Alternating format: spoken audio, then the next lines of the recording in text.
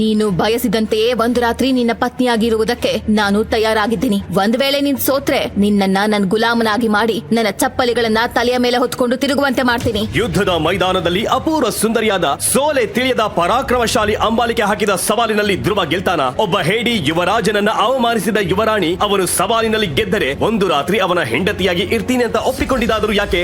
ಎಲ್ಲರ ಬಾಯಿಂದ ಹೇಡಿ ಅಂತ ತಮಾಷೆ ಮಾಡಿಕೊಂಡಿದ್ದವನನ್ನು ನೋಡಿ ವೀರ ಯೋಧರು ವೈರಿ ಅಂತ ಅಂದಿದ್ದಾದರೂ ಯಾಕೆ? ಬನ್ನಿ, ಧೈರ್ಯವಂತರಾದ ಒಬ್ಬ ವೀರ ಯೋಧನ ಅದ್ಭುತವಾದ ಕಥೆಯನ್ನ ಈಗ ಕೇಳೋಣ.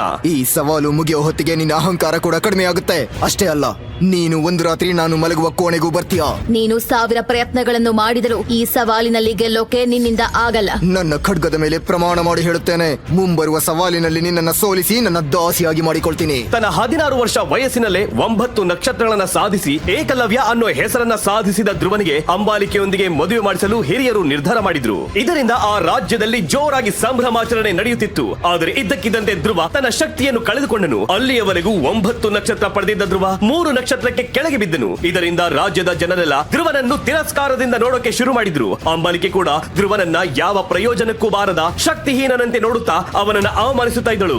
ನಿನ್ನಂತಹ ಶಕ್ತಿ ಇಲ್ಲದ ಗಂಡಸನ್ನು ನಾನು ಪ್ರಯೋಜನಕ್ಕೆ ಬಾರದ ಒಬ್ಬ ಹೇಡಿಯನ್ನ ನನ್ನ ಗಂಡನಾಗಿ ಕಲ್ಪಿಸಿಕೊಳ್ಳೋಕಾಗಲ್ಲ. 3 ವರ್ಷಗಳಿಂದ ನೀನು ಪ್ರತಿ ಸವಾಲಿನಲ್ಲಿ ಸೋಲುತ್ತಲೇ ಬಂದಿರುವೆ. ನಿನ್ನ ಶಕ್ತಿಯಲ್ಲಿ ಸ್ವಲ್ಪವೂ ಕೂಡ ಬದಲಾವಣೆ ಆಗಲಿಲ್ಲ. ನಿನ್ನಂಥವನನ್ನ ಮದುವೆ ಆದ್ರೆ ನಮ್ಮ ರಾಜ್ಯದ ಪ್ರಜೆಗಳೆಲ್ಲರ ಮುಂದೆ ನಾನು ಅವಮಾನಗಳನ್ನ ಎದುರಿಸೋಕಾಗಲ್ಲ. ಅದಕ್ಕಾಗಿ ನಮ್ಮ ಹಿರಿಯರು ನಿರ್ಧರಿಸಿದ ನಮ್ಮ ಮದುವೆಯನ್ನ ರದ್ದು ಮಾಡೋದು ಒಳ್ಳೇದು ಅಂತ ಅಂದ್ಕೊಂಡಿದ್ದೀನಿ. ಅಮ್ಮ ಅಂಬಾಲಿಕೆ, ನಿಶ್ಚಯವಾದ ಮದುವೆನ ನೀನು ಇಷ್ಟು ಹಠಾತ್ ಆಗಿ ರದ್ದು ಮಾಡಿದರೆ ನಮ್ಮ ಮಾನ ಏನಾಗಬಹುದು ಅಂತ ಒಂದ್ಸಲ ಯೋಚಿಸು. ನೀನು ಯಾವುದಾದ್ರೂ ಸವಾಲು ಕೊಡು, ಆದ್ರೆ ದಯವಿಟ್ಟು ಈ ಮದುವೆನ ಮಾತ್ರ ರದ್ದು ಮಾಡಬೇಡ. ನೀನು ಹೀಗೆ ಮಾಡಿದ್ರೆ ನಾನು ರಾಜ್ಯದ ಪ್ರಜೆಗಳ ಮುಂದೆ ಅವಮಾನದಿಂದ ತಲೆ ಎತ್ತೋಕು ಕಷ್ಟ ಆಗುತ್ತೆ ಅಂತ ಎಲ್ಲರೂ ನೋಡುತ್ತಿರುವಾಗ ಅಂಬಾಲಿಕೆ ಮುಂದೆ ಸುಕೇಶಿ ಗ್ರಹದ ರಾಜ ಧ್ರುವನ ತಂದೆ ಅರುಣೇಂದ್ರ ಕೈ ಮುಗಿದ.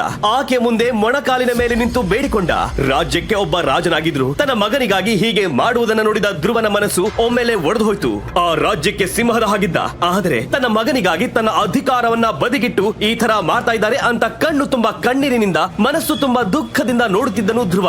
ನಿನ್ನ ಮಗ ಇಷ್ಟು ಹೇಡಿ ಆಗಲು ಎಲ್ಲರ ಕೈಯಲ್ಲಿ ಅವಮಾನಗಳನ್ನ ಎದುರಿಸಲು ಅಷ್ಟೇ ಯಾಕೆ? ಧ್ರುವ ತಲೆ ಎತ್ತಲಾರದೆ ಇರೋಕು ಕೂಡ ಒಂದ್ ರೀತಿಲಿ ನೀವೇ ಕಾರಣ. ಒಂದ್ ಕೆಲ್ಸ ಮಾಡ್ತೇನೆ, ಈ ಸಲ ಧ್ರುವನಿಗೆ ಸವಾಲೊಂದನ್ನ ಕೊಡ್ತೀನಿ. ಆ ಸವಾಲಿನಲ್ಲಿ ಅವನು ಗೆದ್ರೆ ನಮ್ಮ ಮದುವೆ ನಡೆಯುತ್ತೆ, ಇಲ್ಲದಿದ್ರೆ ಅವನು ನನ್ನ ಗುಲಾಮನಾಗ್ತಾನೆ ಅಂತ ಅಹಂಕಾರದಿಂದ ಮಾತನಾಡುತ್ತಿರುವ ಅಂಬಾಲಿಕೆಯ ಮಾತುಗಳನ್ನ ಕೇಳಿ ಧ್ರುವನ ಕೋಪ ತುಂಬಾನೇ ಜಾಸ್ತಿ ಆಯ್ತು. ಆದರೆ ಅಂಬಾಲಿಕೆಯೊಂದಿಗೆ ಸವಾಲು ಮಾಡುವಷ್ಟು ಶಕ್ತಿ ಪ್ರಸ್ತುತ ಧ್ರುವನಲ್ಲಿ ಇರಲಿಲ್ಲ. ಅಲ್ಲಿದ್ದ ಜನ ಎಲ್ಲ ಹೇಡಿ ಯುವರಾಜ ಅಂತ ಧ್ರುವನನ್ನ ಕಂಡು ನಗೋದಕ್ಕೆ ಶುರು ಮಾಡಿದ್ರು. ಇದರಿಂದ ಧ್ರುವ ಕೋಪದಲ್ಲಿ ಮುಂಬರೋ ಶಕ್ತಿ ಪರೀಕ್ಷೆಯಲ್ಲಿ ಅಂಬಾಲಿಕೆನ ಸೋಲ್ಸಿ ಅವಳನ್ನ ನನ್ನ ದಾಸಿಯಾಗಿ ಮಾಡ್ಕೊಳ್ತೇನೆ ಅಂತ ಪ್ರತಿಜ್ಞೆ ಮಾಡಿದ.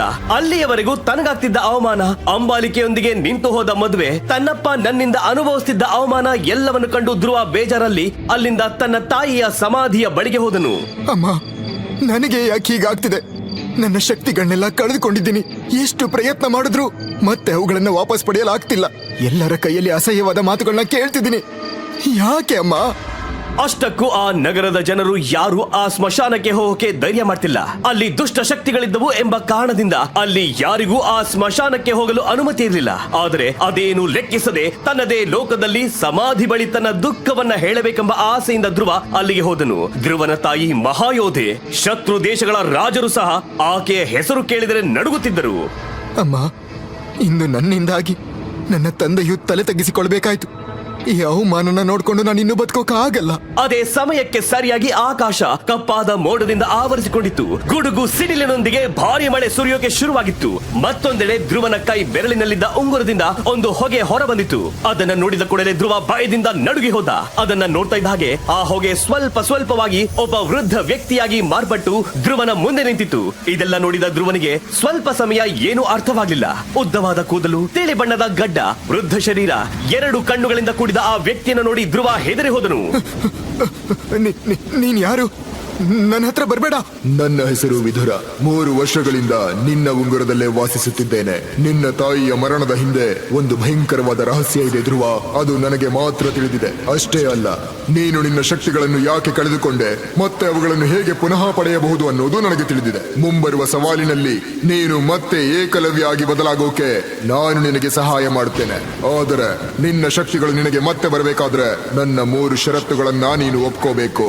ಅವುಗಳಿಗೆ ನೀನು ಒಪ್ಪಿದರೆ ಮಾತ್ರ ನಾನು ನಿನಗೆ ಸಹಾಯ ಮಾಡಬಲ್ಲೆ. ಹೀಗೆ ವಿದುರ ಹೇಳಿದ ಕೂಡಲೇ ತನ್ನ ಶಕ್ತಿಗಳನ್ನ ಹೇಗಾದರೂ ಮತ್ತೆ ಪಡೆಯಬೇಕೆಂದು ಅಂದುಕೊಂಡ ಧ್ರುವ ಆ ಷರತ್ತುಗಳನ್ನ ಒಪ್ಪಿಕೊಳ್ಳಲು ಸಿದ್ಧನಾದ. ಮೊದಲ ಷರತ್ತು, ನೀನು ಯಾವುದೇ ಮಹಿಳೆಯನ್ನ ಪ್ರೀತಿಸಬಾರದು, ಹತ್ತಿರ ಕೂಡ ಬಿಟ್ಟುಕೊಳ್ಳಬಾರದು, ಮನಸ್ಸಿನಲ್ಲೂ ಅವರ ಬಗ್ಗೆ ಯೋಚಿಸಬಾರದು. ನಾನಿದಕ್ಕೆ ಒಪ್ಕೊಂಡಿದ್ದೇನೆ. ಎರಡನೇ ಷರತ್ತು, ನಿನ್ನ ಶಕ್ತಿಗಳನ್ನ ಪುನಃ ಪಡೆಯಲು ನಾನು ಅಮೃತಧಾರೆಯನ್ನು ತಯಾರಿಸುತ್ತೇನೆ. ಆದರೆ ಅದಕ್ಕೆ ಬೇಕಾದ ಔಷಧಿ ಗಿಡಗಳನ್ನು ನೀನೇ ನೇರವಾಗಿ ತರಬೇಕು. ನೆನಪಿಟ್ಟುಕೋ, ಇದರಿಂದ ನಿನ್ನ ಪ್ರಾಣಕ್ಕೂ ಅಪಾಯವಾಗಬಹುದು. ಆ ಮಾತಿಗೆ ಧ್ರುವ ಸ್ವಲ್ಪ ಯೋಚಿಸಿ ಕೊನೆಗೆ ತನ್ನ ಒಪ್ಪಿಗೆಯನ್ನು ಕೊಟ್ಟಿದ್ದ. 2 ಷರತ್ತುಗಳಿಗೂ ಒಪ್ಪಿದ ಧ್ರುವ ತನ್ನ 3ನೆಯ ಷರತ್ತಿಗಾಗಿ ಕುತೂಹಲದಿಂದ ಕಾಯ್ತಿದ್ದ. ಹೇಳಿ, ನಿಮ್ 3ನೇ ಷರತ್ತು ಏನು ಎಂದು ಧ್ರುವ ಕೇಳಿದ ಕೂಡಲೇ ವಿದುರ, ಧ್ರುವ, 3ನೆಯ ಷರತ್ತು ಏನು ಅಂತ ನಿನಗೆ ಮತ್ತೊಬ್ಬ ವ್ಯಕ್ತಿ ಹೇಳ್ತಾರೆ. ಸ್ವಲ್ಪ ಕಣ್ಣು ಮುಚ್ಚಿಕೋ. ನಾನು ಹೇಳುವವರೆಗೂ ನಿನ್ನ ಕಣ್ಣುಗಳನ್ನು ತೆಗೆಯಲೇಬಾರದು. ಆದರೆ ಆಕೆ ಹೇಳಿದ 3ನೆಯ ಷರತ್ತನ್ನು ಧ್ರುವ ಊಹೆ ಮಾಡಿರಲಿಲ್ಲ. ಆ ಷರತ್ತು ಕೇಳಿದ ಮೇಲೆ ಧ್ರುವನ ಹೃದಯ ವೇಗವಾಗಿ ಬಡಿಯತೊಡಗಿತು. ಅವನ ಕಣ್ಣುಗಳು ಕೆಂಪಾಗಿದ್ದವು. ಅವನ ದೇಹ ಒಮ್ಮೆಲೆ ನಡುಗತೊಡಗಿತು.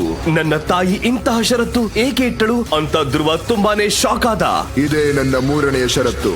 ನಿಮ್ಮ ಅಮ್ಮ ಏನು ಹೇಳಿದರು ಕೇಳಿದೆಯಾ ಅಂತ ವಿದುರ ಹೇಳಿದ ಮೇಲೆ ಧ್ರುವನ ಮೇಲೆ ಸಿಡಿಲು ಬಡಿದಂತಾಯ್ತು.